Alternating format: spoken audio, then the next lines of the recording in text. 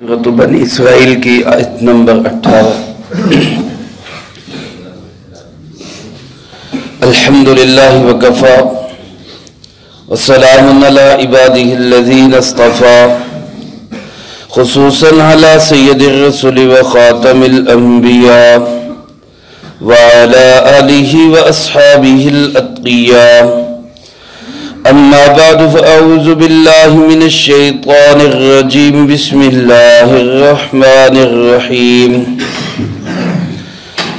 من كان يريد العاجلة عجلنا له فيها ما نشاء لمن نريد ثم جعلنا له جهنم يصلاها مذموما مدحورا، ومن أراد الآخرة وسعى لها سعيها وهو مؤمن فأولئك كان سعيهم مشكورا،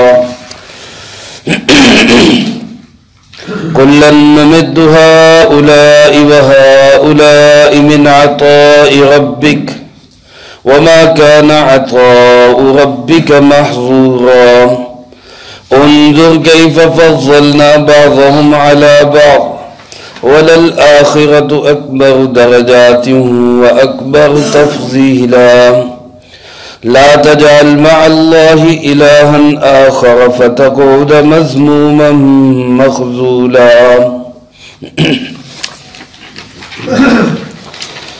من كان يريد العاجلة،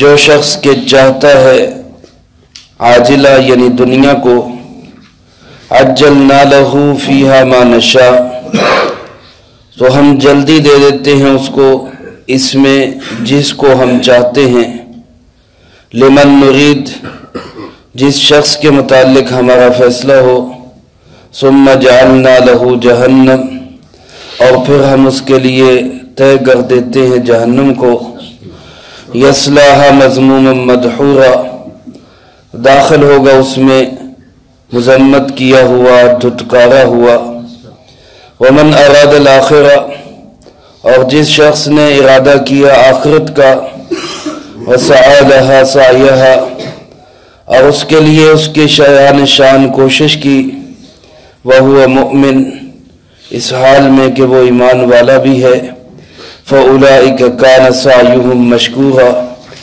یہ لوگ ہیں کہ ان کی کوشش کی قدر کی جائے گی۔ کلا نمد ہؤلاء وہؤلاء من عطاء ربک، ہر ایک کی ہم مدد کرتے ہیں، ان کی بھی ان کی بھی تیرے پروردگار کی عطا سے، وما کان عطاء ربک محظورا، اور تیرے پروردگار کی عطا کسی سے روکی ہوئی نہیں ہے۔ انظر کیف فضلنا بعضهم علی بعض، تو دیکھ کیسے ہم نے فضیلت دی بعض کو بعض پر دنیا میں، وَلَلْآخِرَةُ أَكْبَرُ دَرَجَاتٍ، اور آخرت تو بہت بڑے درجوں والی ہے، وَأَكْبَرُ تَفْضِيلًا، اور بہت بڑی فضیلت والی ہے۔ لَا تَجْعَلْ مَعَ اللَّهِ إِلَٰهًا آخَرَ، مت بنا اللہ کے ساتھ کوئی دوسرا معبود، فَتَقْعُدَ مَذْمُومًا مَخْذُولًا، ورنہ تو بیٹھا رہ جائے گا مذمت کیا ہوا، رسوا کیا ہوا بنا کر۔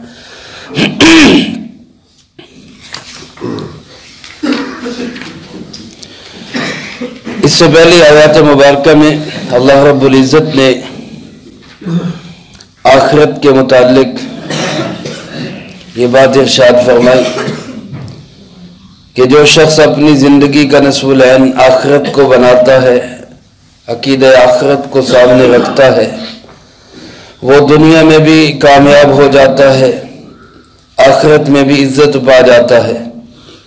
اور اگر کوئی شخص دنیا کو ہی اپنا مطمع نظر بنا کر اسی کی رنگینیوں اور چمک دمک میں الجھ جائے، اور بجائے اس کو خیر کے کاموں میں لگانے کے عیش و عشرت، نام و نمود، نمائش پہ لگانی شروع کر دے، تو پھر دنیا کی تباہی بھی اس کا مقدر بنتی ہے، آخرت میں بھی ذلیل و رسوا ہوتا ہے۔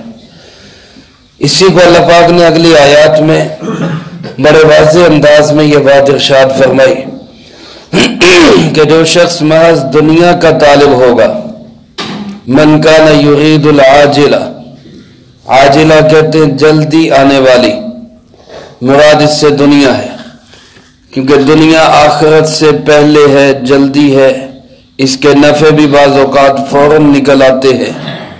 ایک شخص نے سردی کے موسم میں اٹھ کے نماز پڑھی، ٹھنڈے پانی سے وضو کیا، گرم بستر چھوڑا، اللہ کے سامنے سردی میں کھڑا ہو گیا، مسجد میں آیا، گھر میں خاتون وہ اپنے اللہ کے سامنے کھڑی ہو گئی، اس پہ کیا ملا؟ اس کو بظاہر کچھ بھی نہیں ملا، الٹا مشقت ہوئی ہے، پریشانی ہوئی ہے، تکلیف ہوئی ہے۔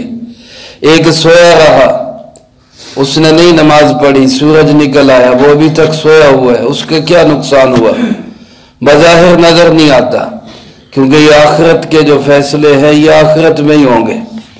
دنیا کے اندر اس کے ثمرات اور کچھ اثرات تو اللہ دکھا دیتے ہیں کہ ظاہر ہے نماز پڑھنے والے کی زندگی میں رونق ہوگی، سکون ہوگا، اطمینان ہوگا، چین ہوگا، بے نمازی کی زندگی پریشان کن ہوگی، وہ ہر وقت مرجھایا رہے گا۔ وہ اثرات و ثمرات تو ہیں، لیکن ظاہری طور پہ ایسا کوئی کھلا نتیجہ نہیں جس کو دیکھ کے انسان کہے کہ یہ فائدے میں ہے، یہ نقصان میں ہے۔ لیکن آخرت کے اندر جو فیصلے ہوں گے وہ تو پائیدار ہوں گے، وہ بعد میں ہوں گے، وہ بعد میں نظر آئے گی۔ دنیا کے فیصلے جلدی ہو جاتے ہیں، وہ جلدی نظر آتے ہیں، اس لیے یہاں دنیا کو عاجلہ کے لفظ سے ذکر کیا گیا۔ قرآن کریم میں اور بھی کئی جگہ پر عاجلہ کا لفظ دنیا کے لیے بولا گیا۔ تو اللہ پاک ارشاد فرماتے ہیں جو اس عاجلہ یعنی دنیا کا طالب ہوگا، لفظ ارشاد فرمایا گیا من کان یرید العاجلہ، یہ الفاظ ایسے ہیں جو استمرار اور دوام پہ دلالت کرتے ہیں، جو مسلسل دنیا کا ہی طالب رہا۔ ایک ہے کہ ایک انسان دنیا کماتا ہے، دنیا حاصل کرتا ہے، ظاہر ہے دنیا میں رہنا ہے، کام کاج بھی کرنا ہے، مزدوری بھی کرنی ہے، تجارت بھی کرنی ہے، معاملات بھی کرنے ہیں، دنیا کو حاصل بھی کرنا ہے، لیکن دنیا میں رہتے ہوئے، دنیا کو حاصل کرتے ہوئے ہمارا بڑا مقصد اور بڑا ٹارگٹ نصب العین جو ہو وہ دنیا نہ ہو، وہ کیا ہو؟ وہ آخرت ہو۔ جناب نبی پاک صلی اللہ علیہ وسلم کی دعا ہے، آپ اللہ پاک سے دعا کیا کرتے تھے اللہم لا تجعل الدنیا اکبر ہمنا، اے اللہ دنیا کو میرا بڑا غم نہ بنا، ہر وقت دنیا سر پہ سوار رہے، پیسہ پیسہ پیسہ، یہ ہر وقت جو ہے یہی چیزیں، اے اللہ ایسا دنیا کو میرا بڑا مقصد نہ بنا۔ اور دوسری جگہ حدیث قدسی ہے، اللہ پاک خود ارشاد فرماتے ہیں من جعل الہموم ہما واحدا ہم آخرتہ کفاہ اللہ ہم دنیا، جناب نبی پاک صلی اللہ علیہ وسلم کی حدیث ہے، حدیث قدسی نہیں، حدیث مبارک ہے، آپ صلی اللہ علیہ وسلم کی حدیث ہے۔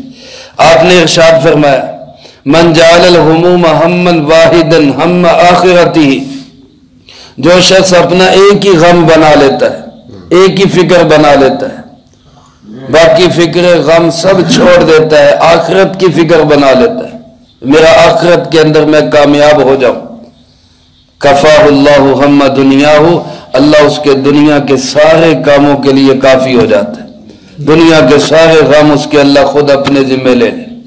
لیکن اس شخص کے لیے جس کا ہر وقت فکر چین، اس کی سونا اٹھنا جاگنا اور اس کا چلنا پھرنا اور اس کا کام کاج کرنا بھی، دنیا کے کام کاج کرنا بھی اسی غم اور فکر کے ساتھ ہو کہ میری آخرت بن جائے، میری آخرت بن جائے۔ تو اللہ پاک ارشاد فرماتے من کان یرید العاجلہ، جو ہر وقت دنیا کا ہی طالب رہتا ہے، ہر وقت دنیا کا ہی طالب رہتا ہے، تو کیا فرمائے عجلنا لہ فیہا ما نشاء لمن نرید، فرمائے ہم جلدی دے دیتے ہیں اس کو، سب کچھ نہیں دیتے، ما نشاء جو ہم چاہتے ہیں۔ ظاہر ہے ایک آدمی دنیا کا طالب ہے، وہ تو چاہتا ہے ساری دنیا مجھے مل جائے، لیکن ملتی وہی ہے جو اللہ چاہتا ہے۔ تو اللہ فرماتے ہیں ما نشاء جو ہم چاہتے ہیں، اور وہ بھی سب کو نہیں دیتے، لمن نرید جس کو ہم چاہتے ہیں۔ دنیا کے طالب تو سارے ہی ہیں، عام طور پہ عمومی طور پہ دنیا میں دوڑ لگی ہوئی ہے، میں آگے بڑھ جاؤں، میں آگے بڑھ جاؤں، میں آگے بڑھ جاؤں، ساری دنیا کے طالب بنے ہوئے، لیکن ملتی سب کو نہیں ہے، اور جس کو ملتی ہے اس کو بھی ساری نہیں ملتی۔ جو اللہ چاہتے ہیں وہ ملتا ہے، اور جس کو اللہ چاہتے ہیں اس کو ملتی ہے، فیصلے پھر بھی اللہ کے ہاتھ میں۔ فرمایا جو دنیا کا طالب بنے گا، اور دنیا کا طالب کون ہے؟ حدیث پاک میں اما جان سیدہ عائشہ صدیقہ رضی اللہ تعالیٰ عنہ ارشاد فرماتی ہیں، جناب نبی پاک صلی اللہ علیہ وسلم نے ارشاد فرمایا الدنیا، کہ دنیا کا طالب وہ ہے جس کے اندر عقل نہیں ہے، جس کے اندر عقل نہیں ہے۔ فرمایا کہ جو اس کو جمع وہ کرتا ہے من لا عقل لہو، جس کے اندر عقل نہیں، یعنی ہر وقت اس کی فکر اور تگ و دو اور اسی کی دوڑ میں لگے رہنے والا، ایک ایک کام کاج کرنا ہے مختصر انداز سے، جیسا کہ جمعے کے اندر ہم یہ حدیث مبارک بھی سنتے ہیں، جناب نبی پاک صلی اللہ علیہ وسلم نے ارشاد فرمایا فاتقوا اللہ واجملوا فی الطلب، اللہ سے ڈرو اور دنیا کی طلب میں اختصار اختیار کرو، اجمال اختیار کرو، یعنی ایک محنت کرو، اس میں لال پیلے ہو جانا، اس میں بچوں کو بھول جانا، اس میں گھر کو بھول جانا، اس میں اس کی پرواہ نہ رہنا کہ میرے کوئی عزیز رشتہ دار بھی ہیں، ایسا دنیا میں کھوب جانا یہ نہ کرو۔ سب کے حقوق فرائض، بچوں کو وقت، گھر میں وقت، رشتہ داروں کے ساتھ میل ملاقات، اس کے ساتھ اللہ نے کوئی کام ذمہ لگایا وہ بھی کرتے رہو، لیکن بڑا مقصد اپنا دنیا کو نہ بناؤ، آخرت کو بناؤ۔ دنیا کو بناؤ گے تو فرمایا جو ہم چاہیں گے وہ ملے گا، جس کو ہم چاہیں گے وہ ملے گا، لیکن پھر ایسے دنیا کے طالب کے لیے ثم جعلنا لہ جہنم، آخرت میں اس کے لیے کچھ نہیں ہوگا، اس کے لیے آخرت میں جہنم ہوگی، اور یصلاھا مذموما مدحورا، اس جہنم میں اس طرح داخل ہوگا کہ اس کی مذمت بھی کی گئی ہوگی، ڈانٹ ڈپٹ بھی کی گئی ہوگی، برا بھلا بھی اس کو کہا گیا ہوگا، اور مدحورا دھتکارا ہوا بھی ہوگا، دھکیلا ہوا بھی ہوگا، دھکے دے کر اس کو جہنم میں پھینک دیا جائے گا۔ اللہ اس انجام سے ہماری حفاظت فرمائے۔ اور دوسری طرف فرمائے ومن اراد الآخرہ، جو شخص آخرت کا ارادہ کرتا ہے، یہاں الفاظ دیکھیں اس طرح نہیں من کان یرید العاجلہ، استمرار نہیں ہے اس میں، جو ایک دفعہ بھی آخرت کا ارادہ کر لے گا، ومن اراد الآخرہ، ایک دفعہ ہی آخرت کا ارادہ کر لے، وسعی لہا سعیہا، اور پھر اس کے لیے اس کی شایان شان کوشش بھی کرے، عمل میں بھی لگ جائے، اور وَهُوَ مُؤْمِنٌ، وہ ایمان والا بھی ہو، ایمان والا بھی ہو۔ علماء فرماتے ہیں اس کے اندر 4 شرطیں ہیں، فَأُولَٰئِكَ كَانَ سَعْيُهُمْ مَشْكُورًا، اللہ فرماتے ہیں ان کی کوششوں کی ہم قدر کریں گے، ان کی کوششیں ضائع نہیں جائیں گی، ہم ان کا پورا مول لگائیں گے، لیکن 4 شرطوں کے ساتھ۔ پہلی شرط یہ کہ من اراد الآخرہ، اس کی نیت ہی خالصتاً آخرت کی ہو، دنیا میں کوئی بدلہ نہ چاہے، نام و نمود، شہرت، ریاکاری، دکھلاوا، یہ کچھ نہ ہو، صرف آخرت چاہے۔ اگر وہ اپنا گھر بناتا ہے، اگر وہ اپنے بیوی بچوں پہ خرچ کرتا ہے، اگر وہ کسی اچھے کام کے لیے کماتا ہے، تو سب کا مقصود اس کا یہی ہو کہ میری آخرت بن جائے، مجھے اس کا بدلہ آخرت میں چاہیے۔ اور پھر دوسری بات یہ کہ وسعی لہا، اس کے لیے تگ و دو اور محنت بھی کرے، کوشش بھی کرے، یعنی وہ اعمال اختیار کرے جن سے آخرت بنتی ہے۔ اور اس کے ساتھ اللہ پاک نے ایک لفظ ارشاد فرمایا سعیہا، کوشش بھی کرے، اور ایسی کوشش کرے جو اس کے طریقے کے مطابق ہو، جو اس کی شان کے مطابق ہو۔ ایک آدمی کوشش کرتا ہے لیکن اسلام کے مطابق نہیں کرتا، جناب محمد کریم صلی اللہ علیہ وسلم کے طریقے کے مطابق نہیں کرتا، تو اس کی کوشش ظاہر ہے بیکار جائے گی۔ حضرت عمر رضی اللہ تعالیٰ عنہ نے ایک راہب کو دیکھا، راہب عیسائیوں کا راہب تھا، جو سوکھ کر تیلا ہو چکا تھا، عبادت کر کر کے، ریاضت کر کر کے، اور روزے رکھ رکھ کے، اور خواہشات سے بچ بچ کر، یہ ہندوؤں کے بخشو ہوتے ہیں، یا اسی طرح سادھو ہوتے ہیں، یہ عیسائیوں کے راہب ہوتے ہیں، یہ دنیا سے دور رہتے ہیں، کٹے ہوئے رہتے ہیں، لذات سے دور رہتے ہیں. یہ سب کس لیے کرتے ہیں؟ کہ ہمارا اللہ راضی ہو جائے، ہماری آخرت بن جائے. یا ان کا ذہن یہ ہوتا ہے کسی کا اوپر والے کا ذہن ہے، کسی کا اللہ کا ذہن ہے، کسی نے کسی نام سے ذہن بنایا ہے، سب اس کی رضا کے لیے کرتے ہیں. لیکن ان کی یہ ساری کوشش محنت بیکار جائے گی. کیوں؟ کہ یہ ساری محنت کوشش جناب محمد کریم صلی اللہ علیہ وسلم کے طریقے کے خلاف. حضرت عمر رضی اللہ تعالیٰ نے اس راہب کو دیکھا تو آنکھوں میں آنسو آ گئے. کسی نے پوچھا کہ جی آپ کیوں رو رہے ہیں اس کو دیکھ کے؟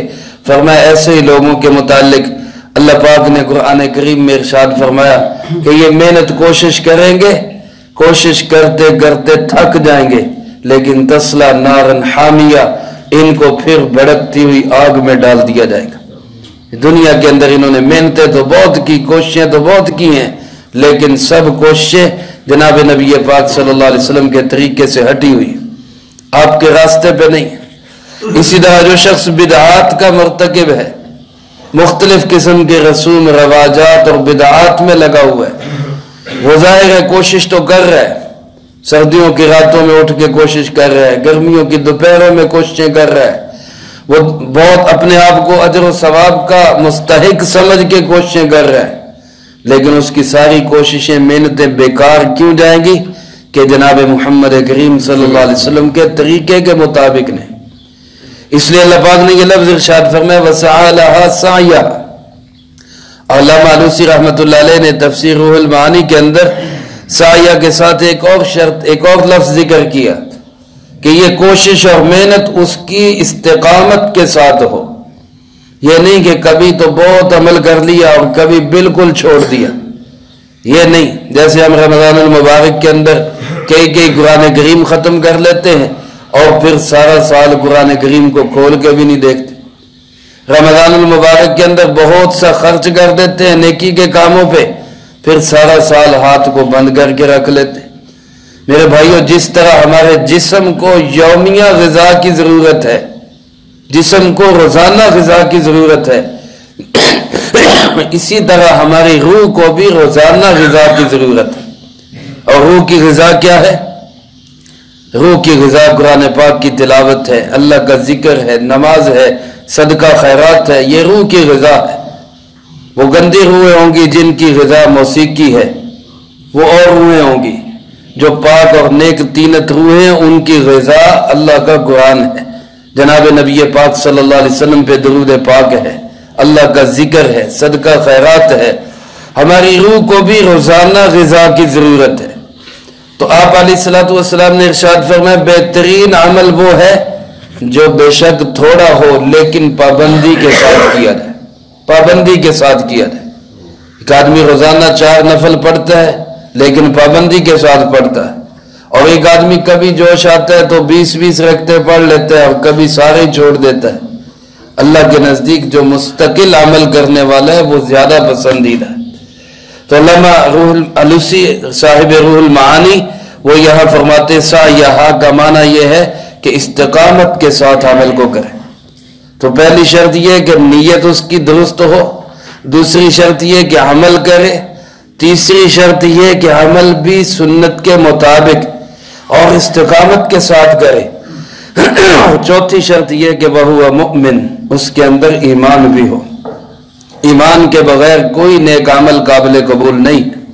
دنیا کے اندر بڑے بڑے اچھے لوگ موجود ہیں، رفاع عامہ کے کام کرنے والے موجود ہیں، ہسپتال، سڑکیں، پل اور ڈیم بنانے والے موجود ہیں، لیکن جب تک ایمان نہیں ہے یہ نیک عمل کسی کام کے نہیں. ایمان میرے بھائیوں سب سے بڑی دولت ہے. اللہ ہمیں اس کی قدر کرنے کی توفیق نصیب فرمائے.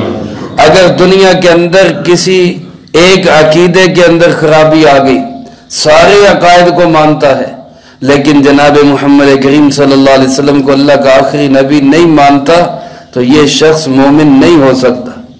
یہ بھی عقیدہ لازمی اور ضروری ہے.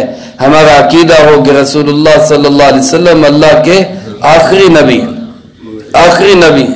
اور اگر کوئی شخص آپ صلی اللہ علیہ وسلم کو آخری نبی نہیں مانتا کسی اور کو بھی آپ کے بعد نبی مانتا ہے، قادیانی ہو یا کوئی اور ہو، اور پھر کوئی شخص اس کو اس کے باوجود مسلمان سمجھتا ہے، تو وہ بھی اپنے ایمان کی فکر کرے، کیونکہ جس طرح کسی مسلمان کو کافر کہنا غلط ہے، اسی طرح کسی کافر کو مسلمان سمجھنا یہ بھی غلط ہے۔ تو اب اگر کوئی شخص سارے اچھے اعمال کرتا ہے لیکن اس کے اندر ایمان نہیں ہے، وَهُوَ مُؤْمِن، ایمان کی شرط اس کے اندر موجود نہیں ہے، تو اللہ فرماتے ہیں اس کے سارے اعمال کسی کام کے نہیں، وہ بیکار ہیں، وہ ضائع جائیں گے۔ گویا یوں سمجھ لیں جیسے لاکھوں کروڑوں کو صفر کے ساتھ ضرب دے دی گئی، لاکھوں کروڑوں کو صفر کے ساتھ ضرب دیں تو جواب کیا آئے گا؟ صفر ہی آئے گا۔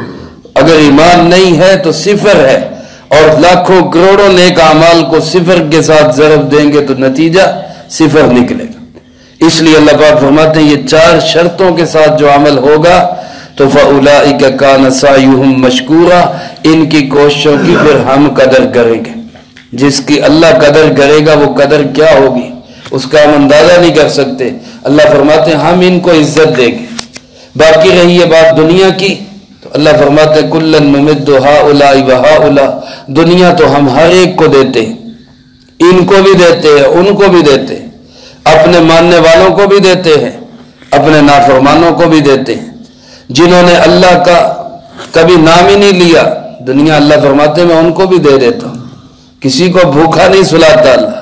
جب اللہ کسی سے ناراض ہوتا ہے، کیا خوبصورت جملہ کسی نے کہا کہ جب اللہ کسی سے ناراض ہوتا ہے تو روٹی پانی بند نہیں کرتا، روٹی پانی نہیں چھینتا، سجدے کی توفیق چھین لیتا ہے، اپنے گھر میں آنے نہیں دیتا، اپنے سامنے کھڑے نہیں ہونے دیتا، اپنا نام نہیں لینے دیتا، دنیا کا کھانا پینا روزی روٹی وہ بند نہیں کرتا، بلکہ وہ تو عام طور پہ آپ دیکھتے ہیں کہ اللہ اپنے نافرمانوں کو، دشمنوں، کافروں کو مسلمانوں سے زیادہ دے دیتا ہے۔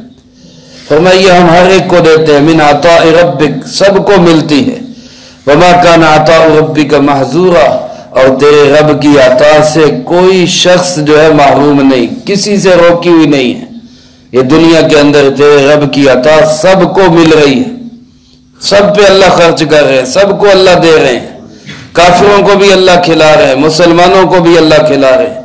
بلکہ فرمایا انظر، ذرا آپ دیکھیے کیف فضلنا بعضهم علی بعض، دنیا کے اندر ہم نے کیسے ایک دوسرے پہ فضیلت دی۔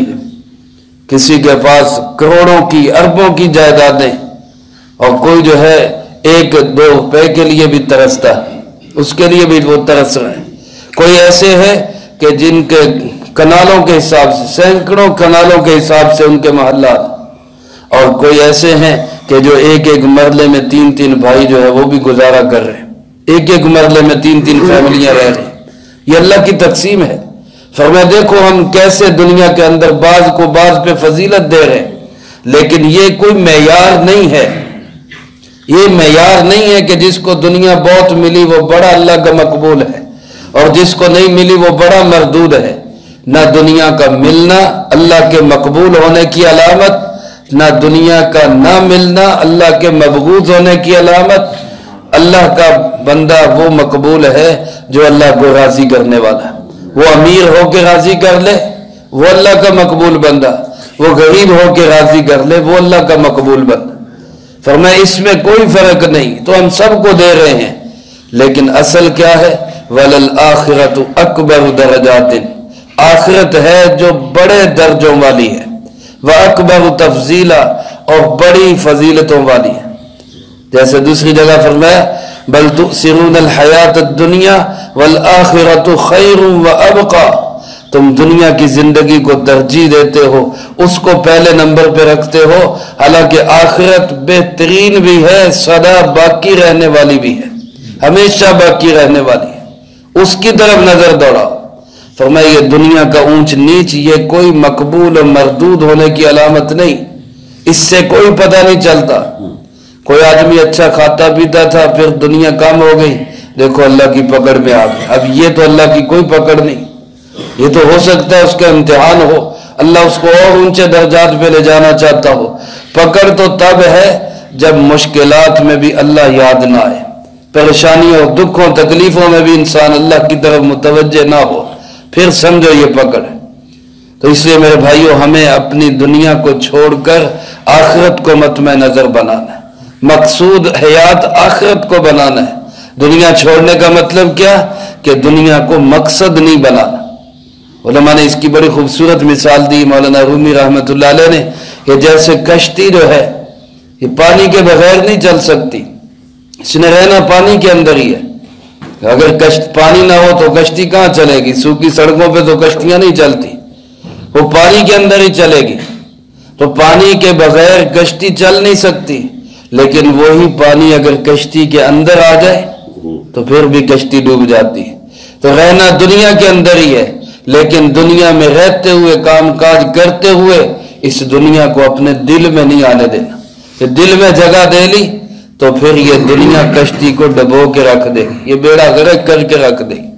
حضرات صحابہ اکرام رضی اللہ تعالیٰ مجمعین نے یہی محنتیں کی ہوئی تھی، اس لیے کبھی دین کے اوپر دنیا کو لگانے کی بات ہوتی تو وہ ذرا سا سوچتے بھی نہیں تھے، فوراً دنیا اپنے ہاتھ سے پھینک دیتے کہ یہ لے جی، یہ دنیا آخرت پہ خرچ کر لیں، ہماری آخرت بن جائے۔ اللہ پاک فرماتے ہیں سب سے بڑی چیز جو ہے وہ عقیدہ توحید ہے، شرک سے بچو۔ فرمایا لا تجعل مع اللہ الہ آخر، اے مخاطب ہے قرآن کریم پڑھنے سننے والے، مت بنا اللہ کے ساتھ کسی دوسرے کو معبود، کوئی دوسرا خدا اللہ کے ساتھ نہ بنا۔ اگر ایسا کرے گا تو انجام کیا ہوگا؟ فرمایا فَتَقْعُدَ مَذْمُومًا مَخْذُولًا، بیٹھا رہ جائے گا مذمت کیا ہوا، رسوا کیا ہوا۔ ایک اللہ کے سامنے جھکنے والے کو اللہ کسی کے سامنے جھکنے نہیں دیتا، ذلیل و رسوا نہیں ہونے دیتا، لیکن جو در در پہ جھکنا شروع کر دیتا ہے، ہر ایک کو خدا جیسا اس کو مقام دینا شروع کر دیتا ہے، تو اللہ پھر اس کو ذلیل و رسوا کر دیتے، چھوڑ دیتے، جاؤ پھر جدھر بھاگنا بھاگو۔ اس لیے میرے بھائیوں شرک سے بچیں، ہر حال میں اللہ کی طرف دھیان ہو۔ اللہ کے سوا ہمارا کوئی پالنے والا کھلانے والا نہیں ہے۔ جب اللہ ہی کے سامنے جھکیں گے اللہ عزت دے گا، دنیا میں بھی آخرت میں بھی۔ اور اگر در در پہ جھکیں گے، اس کو بھی خدا، اس کو بھی خدا، اس کو بھی سجدہ، اس کو بھی سجدہ، فرمایا فَتَقْعُدَ مَذْمُومًا مَخْذُولًا، پھر ایسا آدمی مذمت کیا ہوا، رسوا کیا ہوا بنا دیا جائے گا۔ اللہ ہم سب کی اس سے حفاظت فرمائے، جو کہا سنا اس کو زندگی میں لا کے دوسروں تک پہنچانے کی توفیق عطا فرمائے۔ اللہم لک الحمد کما ینبغی لجلال وجہک وعظیم سلطانک، اللہم لا احصی ثناء علیک انت کما اثنیت علی نفسک، اللہم لک الحمد کما انت اہلہ، صلی علی محمد کما انت اہلہ، وافعل بنا ما انت اہلہ، فإنک اہل التقوی واہل المغفرہ۔